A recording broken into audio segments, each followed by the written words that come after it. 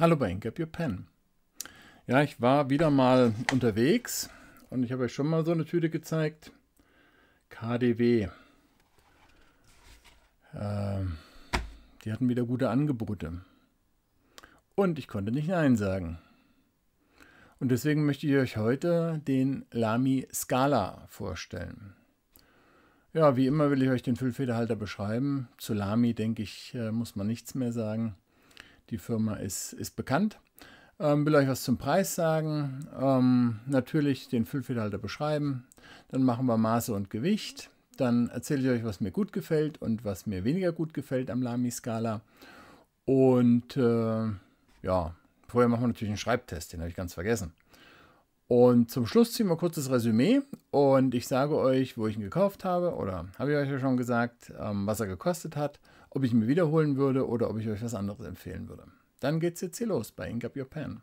Ja, in dieser Box habe ich ihn bekommen, den Lamy Scala. Das ist so eine der Standardboxen von Lamy für die etwas hochpreisigeren Füllfederhalter. Die anderen sind ein bisschen kleiner, ein bisschen weniger aufwendig gehalten, aber das ist so für die hochpreisigen schon so eine Präsentbox. Ja, hier steht es nochmal Josef Lamy GmbH in Heidelberg. Ansonsten schwarzes Papier. Hier hinten seht ihr auch Gmund. Ich hatte euch das schon in einigen Videos vorgestellt. Das ist also eine wohl erfolgreiche Partnerschaft zwischen der Papierfabrik aus Gmund, das ist eine traditionelle Papierfabrik, und Lamy, weil soweit mir bekannt, machen die alle ihre Verpackungen. Und insofern, ja, auch hier für diesen Füllfederhalter. Hier steht es nochmal drauf, die Website Made in Germany. Okay, dann können wir diesen Pappschuber hier mal, das ist eine ganz feste Pappe. Also richtig dick, sieht sehr gut aus. Wenn ihr den verschenken wollt, ist das auf jeden Fall eine gute Sache. Und ja, so sieht diese Box hier aus. Ist auch eine, ja, ich würde mal sagen, Pappbox, recht fest in der Machart, mit so einer Struktur. Hier könnt ihr es ganz gut erkennen. Ansonsten wenig beschriftet. Oben Lamy, schön eingeprägt. Aber das sind auch bekannte Sachen schon, ja.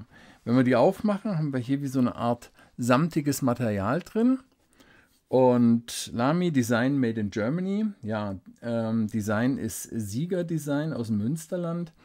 Die könnt ihr euch mal anschauen, wenn ihr Sieger Design eingebt in den Browser. Und dann werdet ihr feststellen, dass die ganz viele Sachen gemacht haben. Nicht nur Füllfederhalter wie den Lamy Scala, sondern mit dem haben sie den Red Dot Design Award 2013 gewonnen. Aber die haben auch sehr viel gemacht, zum Beispiel so Badinterieur und solche Geschichten. Also könnt ihr euch mal anschauen, ist nicht irgendwer, der das hier gemacht hat. Okay, ja, das ist er, der Lamy Scala. Wir können ihn mal rausnehmen. Schauen wir uns mal kurz die Box an. Also hier so eine typische Präsentbox, ist auch so ein Standard, sage ich mal. Hier kann man zwei Stifte reinbringen, deswegen ist die nicht speziell für diesen Füllfederhalter hergestellt, sondern sie ist eigentlich eine, ja, ich sag mal, für eben hochwertige Lamy-Füllfederhalter eben für verschiedene Modelle gemacht. Hier ist auch wieder so ein samtiger Überzug drüber, sehr hochwertig verarbeitet. Hier seht ihr den Konverter und die obligatorische Patrone, die es dazu gibt. Die werde ich nicht verwenden. Ich werde nachher hier den Lamy-Konverter, den habe ich mir auch mit dazu geholt beim KaDeWe, der war auch noch im Angebot.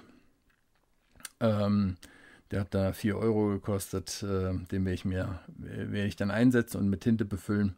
Und ja, dann machen wir dann nachher den Schreibtest. An der Stelle sei es gleich gesagt, ich bekomme nichts von Lamy, ich bekomme nichts vom KaDeWe.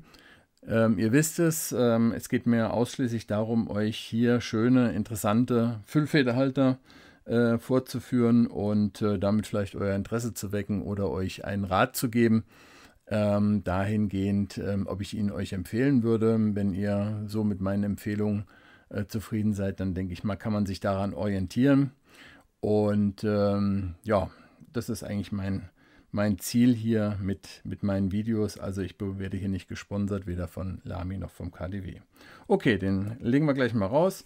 Ja, sonst ist hier nichts mehr drin. Dann können wir das hier wieder einpacken.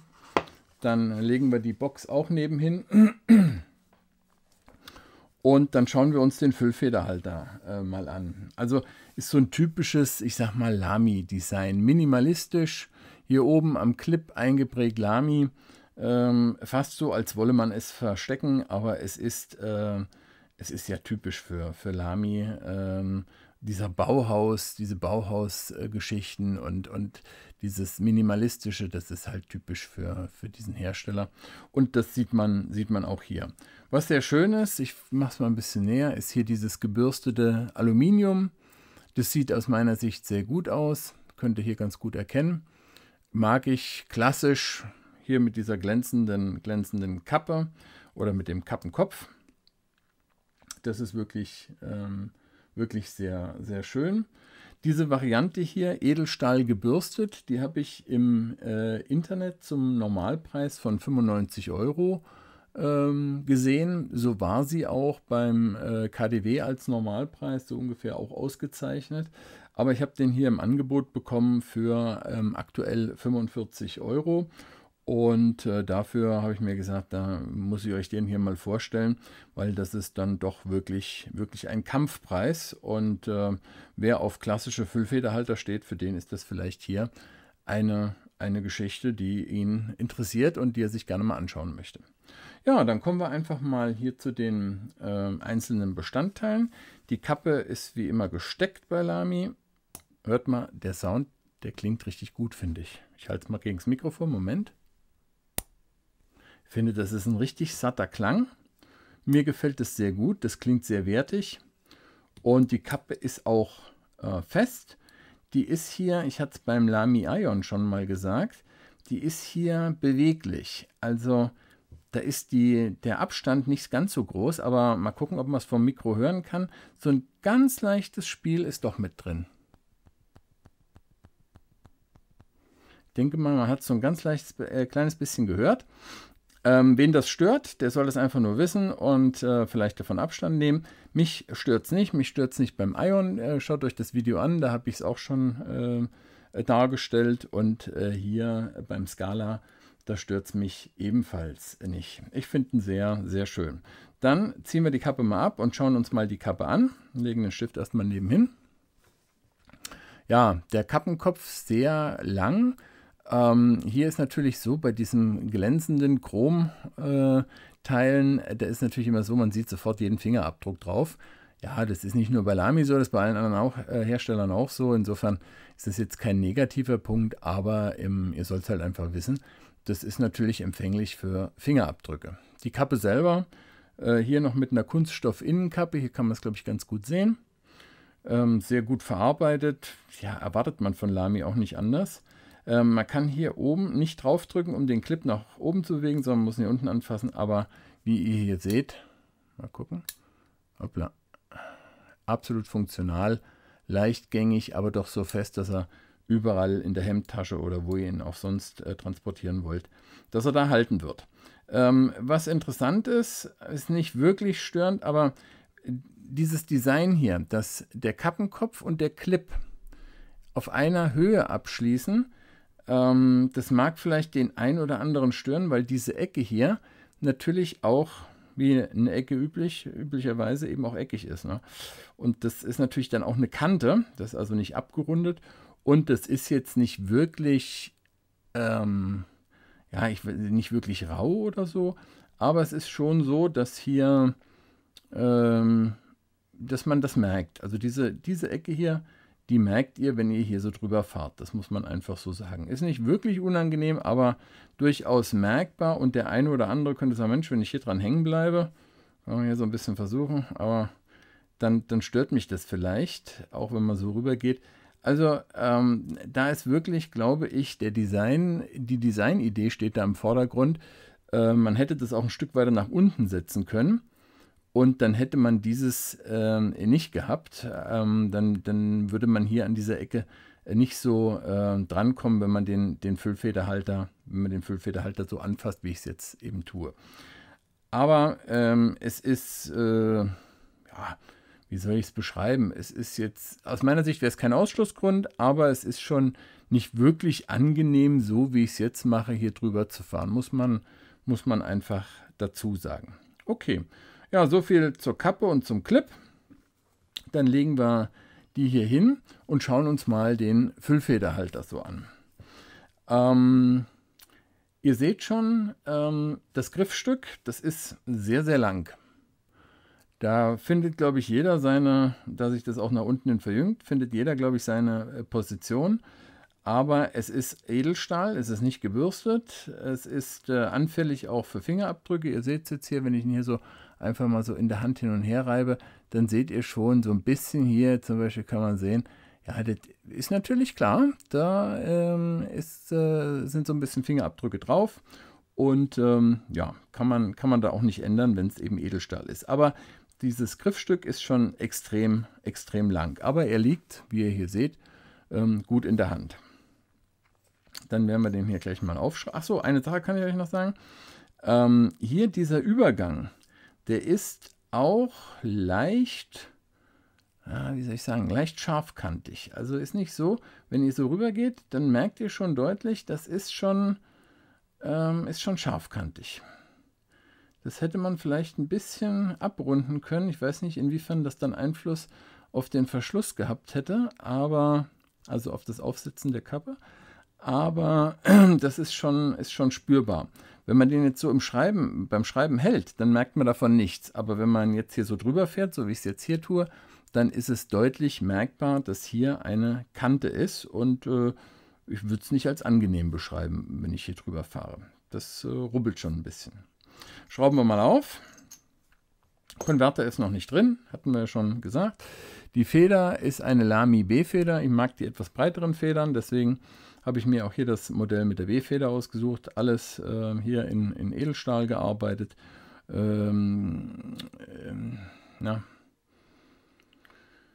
Stolper ich jedes Mal drüber. Tintenleiter.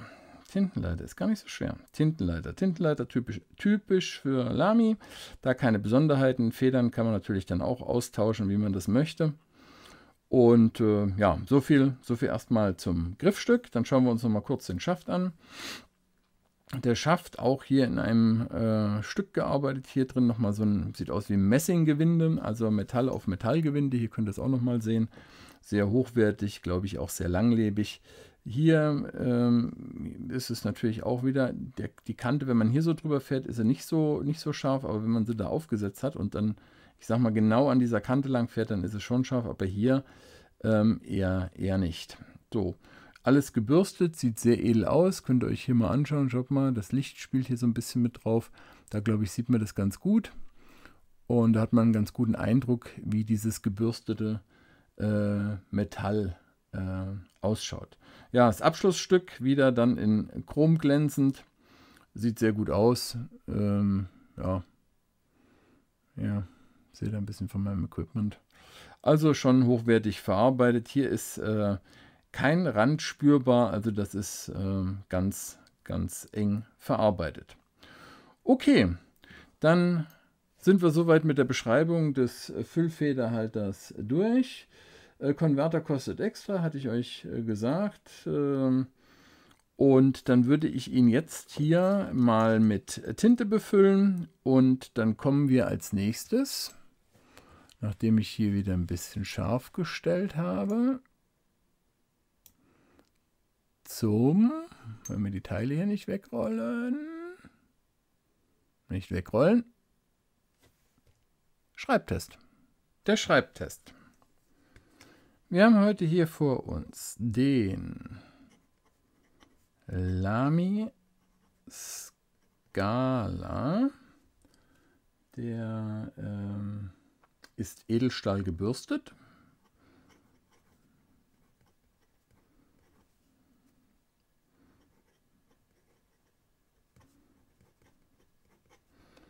Die Feder ist eine B-Feder. Und die Tinte ist Lamy T52 Bronze.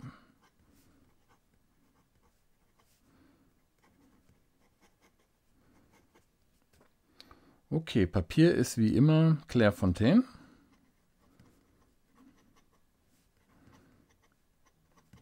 DCP 160 Gramm. Okay, soviel erstmal kurz dazu. Und bevor wir weitermachen, will ich euch noch Maße und Gewicht hier zwischen nennen. Der Füllfederhalter, so wie ich ihn jetzt hier in der Hand halte, der wiegt, befüllt mit Tinte und mit eingesetztem Konverter 42 Gramm. Ihr seht schon, ist kein Leichtgewicht. Aber ich sag mal so, der kommt auch nicht ans Maximum ran, was hier so Füllfederhalter manchmal auf die Waage bringen. Aber mit über 40 Gramm ist er schon ordentlich, gewichtig. Aber ist eben auch ein Metallfüllfederhalter. Mit der Kappe hier im geschlossenen Zustand misst er 14,1 cm. Ohne Kappe, also wenn ich ihn jetzt hier, so wie ich euch eben im Schreibtest vorgeführt habe, da misst er 13,2 cm. Ihr seht, der liegt bei mir dann gut in der Hand. Ich habe recht große Hände, aber das passt ganz gut. Und man kann auch hier, will ich euch nochmal zeigen, die Kappe sehr gut aufstecken. Das ist sehr geschmeidig durch diese Innenkappe aus Kunststoff. Kann man den auch aufstecken, aber dann wird er wirklich ein Riese. Mit 16,8 cm ist er dann nicht zu unterschätzen. Und ihr müsst auch bedenken, diese Kappe ist eben aus Edelstahl gebürstet. Das ist auch recht schwer. Also ich bin kein Freund davon. Ich würde ihn jetzt nicht so verwenden. Okay, dann könnt ihr jetzt mal hören, wie hier die Feder über das Papier gleitet.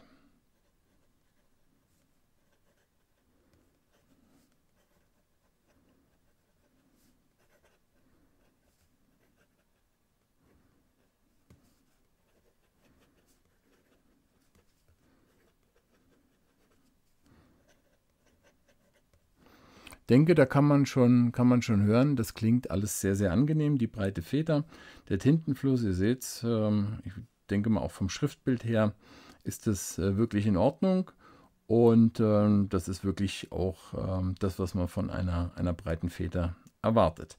Dann haben wir einen Moment offen gelassen und dann werden wir mal versuchen, schnell zu schreiben und gucken wir, ob er gleich da ist. Jo.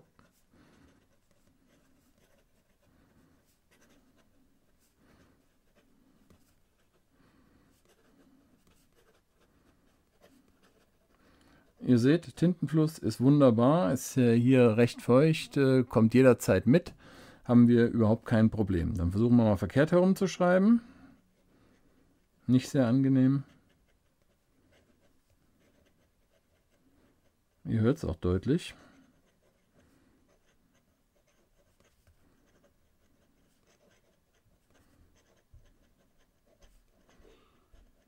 Aber er hält durch. Ich denke mal, das ist jetzt hier so in der Liga extra fein. Ja, nicht wirklich toll. Aber der Vollständigkeit halber habe ich es hier mit dazu genommen. Dann schauen wir mal, ob wir ein bisschen Variation in die Feder hineinbekommen. Nicht wirklich. Also das ist eben eine Stahlfeder und da ist wenig Variation drin. Und zum Tintenfluss, ja, der ist hervorragend. Könnt ihr hier nochmal gucken. Wunderbar. Okay, so viel zum Schreibtest des Lamy Scala. Und dann sage ich euch als nächstes, was mir gut gefällt und was mir weniger gut gefällt. Was gefällt mir gut, was gefällt mir weniger gut am Lamy Scala in der gebürsteten Metall-Edelstahl-Variante? Ich zeige euch hier nochmal. Also der Lamy Scala, der liegt sehr gut in der Hand. Der ist schwer, der ist wertig. Ich mag die eher kräftigen, schwereren Füllfederhalter. Insofern bringt er hier alles mit, was mir an einem guten Füllfederhalter gefällt. Er liegt super in der Hand, man hat da kein Problem. Also insofern, sage ich mal, ist die Haupteigenschaft eines Füllfederhalters schon mal erfüllt. Dann finde ich auch, ich hatte es euch vorhin gezeigt, wenn man diese Kappe aufsteckt, ich halte sie hier nochmal auf das Mikrofon, das klingt sehr satt, das gefällt mir. Also weiß nicht, ob sie da einen extra Designer für den Klang engagiert haben oder ob das ein Zufallsprodukt ist, dass es eben so klingt. Aber ich finde, das klingt sehr angenehm, wenn man diese Kappe aufsteckt. Und was mir natürlich auch gefällt bei Lamy ist dieses typisch minimalistische Design. Ich sagte euch ja, sie haben den Red Dot Design Award für diesen Füllfederhalter gewonnen. Und ja, erinnert mich immer so an Bauhaus, minimalistisch. Wer das mag, hat da, glaube ich, schon einen ganz guten Füllfederhalter. Ja, beim Schreibtest habt ihr das gesehen. Es ist sehr weich, die breite Feder. Sehr flüssig, angenehmes Schreiben, üppiger Tintenfluss. Und auch bei diesem, ich sag mal, verchromten Griffstück, bei diesem extra lang, muss ich sagen, es ist nicht wirklich rutschig. Na klar, kann man das jetzt nicht mit einem Acryl-Griffstück vergleichen, aber wenn ich mir verschiedene Griffstücke oder verchromte Griffstücke vorstelle, dann muss ich sagen, der liegt recht gut in der Hand und er ist nicht wirklich rutschig. Das muss ich dazu sagen. Also insofern, wer da so ein bisschen davor zurückschreckt, der sollte sich zumindest mal im Laden den anschauen, mal in der Hand nehmen und sollte dem eine Chance geben und ihn nicht gleich weglegen, weil er sagt, oh Gott, das ist ja ein verchromtes Griffstück, da gehe ich auf jeden Fall nicht ran, weil da werde ich meine Schwierigkeiten haben. Ja, was gefällt mir weniger gut? Weniger gut gefällt mir, dass wir hier im Normalpreis, ich habe euch ja gesagt, ich habe den im Angebot sehr günstig bekommen für 45 Euro, aber im Normalpreis liegen wir ungefähr bei 95 Euro. Und da schafft es Lamy nicht, einen Konverter beizulegen, der 4 Euro kostet. Ja, liebe Leute bei Lamy, ich würde vorschlagen, in Zeiten der Nachhaltigkeit, ich glaube für 4 Euro, die sind da vielleicht noch irgendwo drin. Das ist ja der Verkaufspreis, ja nicht der Herstellungspreis. Da solltet ihr nochmal drüber nachdenken, ob man in diesen Zeiten nicht einen Konverter beilegen sollte. Also mir gefällt, wie gesagt, nicht, dass hier kein Konverter dabei ist bei diesem Preis. Das Griffstück, ich zeige es euch hier nochmal, ist fingerabdruckanfällig. Ich weiß nicht, ob man das jetzt hier so sehen kann. Ich kann mal versuchen, das ein bisschen rein zu zoomen. So, gucken wir mal, ob man das hier so sieht, wenn ich das hier so ranführe. Wenn ich dann hier so reibe, ja, sieht man so ein bisschen, dass da die Fingerabdrücke drauf sind. Ja, hier sieht man es. Also ihr seht schon, ja, das ist etwas, was natürlich den einen oder anderen stören könnte, dass man da immer auf diesem Metallstück Fingerabdrücke hat. Klar. Ja, dann hatte ich euch gesagt, hier dieses leichte Spiel. Ich halte noch mal vors Mikrofon. Ich glaube, kann man so ein bisschen hören. Dieses leichte Spiel zwischen Kappe und Griffstück speziell Schaft. Diese Ecke, da ist ein leichtes Spiel drin, sodass ihr auch im geschlossenen Zustand die Kappe hier drehen könnt. Die ist etwas fester als beim Ion. Da habe ich das ja auch. Video könnt ihr euch bei mir anschauen. Aber es wirkt nicht so, als wäre hier irgendetwas locker. Also das haben sie eigentlich ganz gut hinbekommen. Mich stört es nicht. Wen es stört, der sollte sich da vielleicht etwas anderes anschauen. Aber der Hauptpunkt, und das ist meiner Meinung nach das, was am störendsten ist der Clip, der hier angebracht ist. Und zwar auf einer Höhe mit dem Kappenkopf. Dadurch bleibt ihr immer hier so ein bisschen an dieser Ecke hängen. Also die ist schon, diese Ecke hier, die ist schon nicht ohne. Wenn ihr das hier auf die Spitze so seht, wenn ihr da mit dem Finger so dran geht, ich kann es nochmal versuchen, ein bisschen näher reinzuziehen, damit ihr nochmal seht, was ich hier meine. Also diese Kante, die ist schon nicht ohne. Wenn ihr da drüber fahrt, ja, angenehm ist anders, sage ich mal. Guckt mal, wie hier die Ecken sind. Das sieht unheimlich gut aus. Wenn wir mal zurückgehen hier, zack. Das sieht unheimlich gut aus, also designmäßig wunderschön, aber man merkt's. Das wäre für mich so der negative Punkt, weil man ja immer den irgendwie, wenn man den jetzt hier so einsteckt, hat man ja immer oben an der Kappe und man fasst immer so da zuerst dran. Also insofern, ja, das wäre für mich der wesentliche negative Punkt eigentlich hier beim Lamy Scala. Ja, würde ich mir wieder kaufen? Auf jeden Fall. Ihr habt den für 45 Euro bekommen, ist ein hervorragender Füllfederhalter, super wertig verarbeitet, kann man überhaupt nichts sagen. Für den Preis würde ich mir auf jeden Fall wiederholen und ich mag auch dieses minimalistische Design. Würde ich mir für 95 Euro holen, muss man sich überlegen. Da gibt es eine Menge Konkurrenz, da gibt es sicherlich ganz viele gute Füllfederhalter für den Preis, renommierter Hersteller. Da ist es Geschmackssache, will ich sagen. Aber wenn ihr den im Angebot bekommt, 45 €, auf jeden Fall zuschlagen. Ja, da würde mich natürlich interessieren, welche Erfahrungen habt ihr mit dem Lamy-Scala gemacht? Und würde mich auch freuen, wenn ihr mir das in den Kommentaren mitteilt und eure Ansicht dazu mitteilt. Und würde mich auch freuen, wenn ihr mein Video liked und meinen Kanal abonniert. Und dann sehen wir uns das nächste Mal bei Ink Up Your Pen.